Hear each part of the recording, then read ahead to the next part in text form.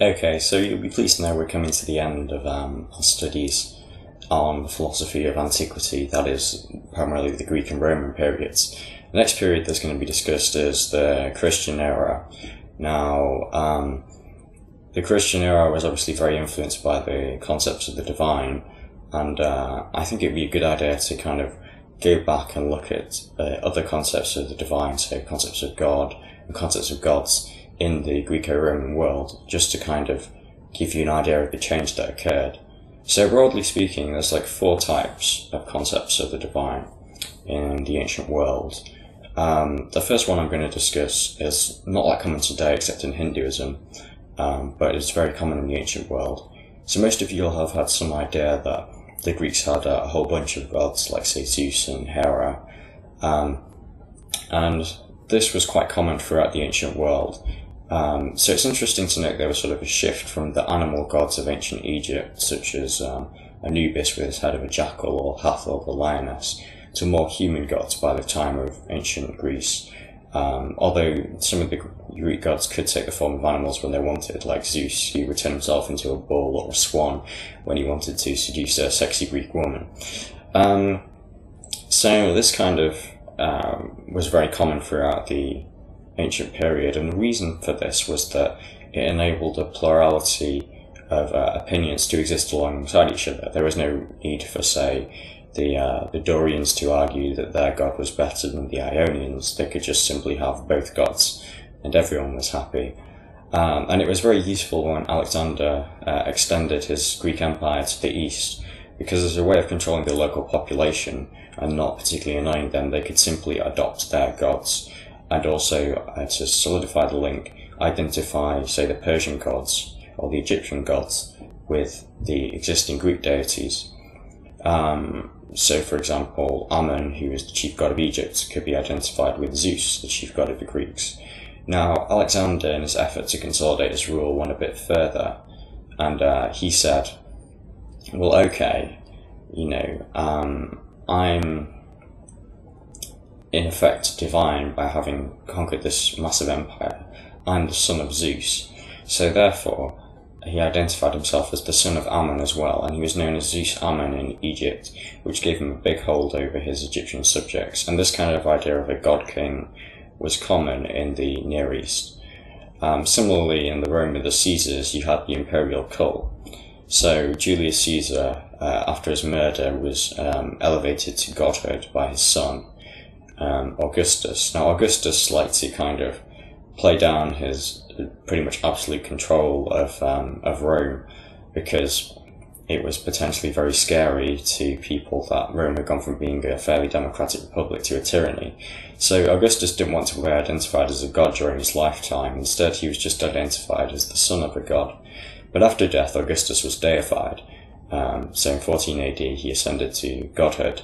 And this became a common feature of Roman emperors, so much so that Emperor Vespasian, who was renowned from his wry humour, on his deathbed said, "Oh dear, I think I'm becoming a god."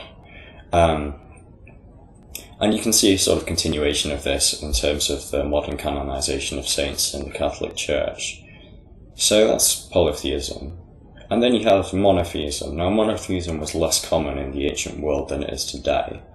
Monotheism means the worship of just one god, and all others aren't allowed. And one of the first instances of this occurring was in Egypt under Akhenaten, where Aten, the sun god, was elevated by the king Akhenaten to the status of a sole divinity, partly as a way of removing power from the priests, who obviously could get a lot of money from their followers, and as a way of centralising power. And all memory of this was blotted out shortly afterwards by the priests after Akhenaten's death.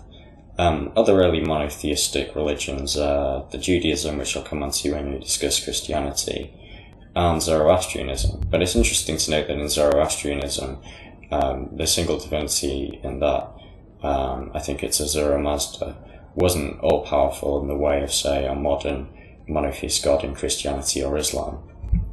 Then in addition to these two, you have pantheism, which I outlined in the previous episode, so the Stoics, and the belief that the universe in effect was God, or animated by a divine principle, the Logos. And then you have finally the atheists, who generally were skeptics, who didn't believe in any gods at all, although these were not very popular in ancient times. And part of the reason for this was that gods were very intricately linked with both the economic system and with the financial, with the legal system of the ancient world. So when you think of Greek temples, you tend to think of, say, the Parthenon or the Pantheon, so the Parthenon in Greece and the Pantheon in Rome. But these were not just places of worship with a big statue of the god, they also were a place where treasures could be stored fairly safely, partly because of the sanctity of the holy place, although sanctity alone wasn't always enough protection. Indeed, it was a joke in Rome that the god of war wasn't even able to defend his own golden helmet, let alone the temple treasures, after some robbers made off with both. So there were some guards around the temples as well, usually to make them safe.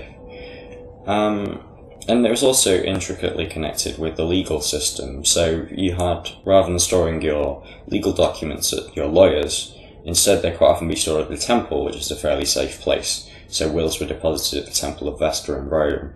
And also, many of the laws themselves were written down on a temple. So, for example, the 12 tables, which form the backbone of Roman law, were written down in the Temple of Saturn. And I think this link between both the economic sphere and the legal sphere and religion is quite a useful one to make, and it's not made very often in our own day.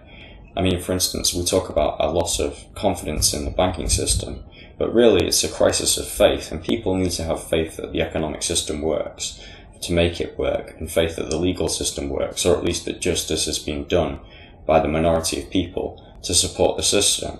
So guys like Socrates, who were challenging these sort of basic questions possibly about the existence of the gods, and the skeptics, were undermining the very heart of Greco-Roman fabric, and that's why they were so persecuted. So I'm going to move on from here to discuss one last Roman philosopher, Plotinus, and then I'll move on to Christianity. I hope you've enjoyed it so far. Thanks for watching.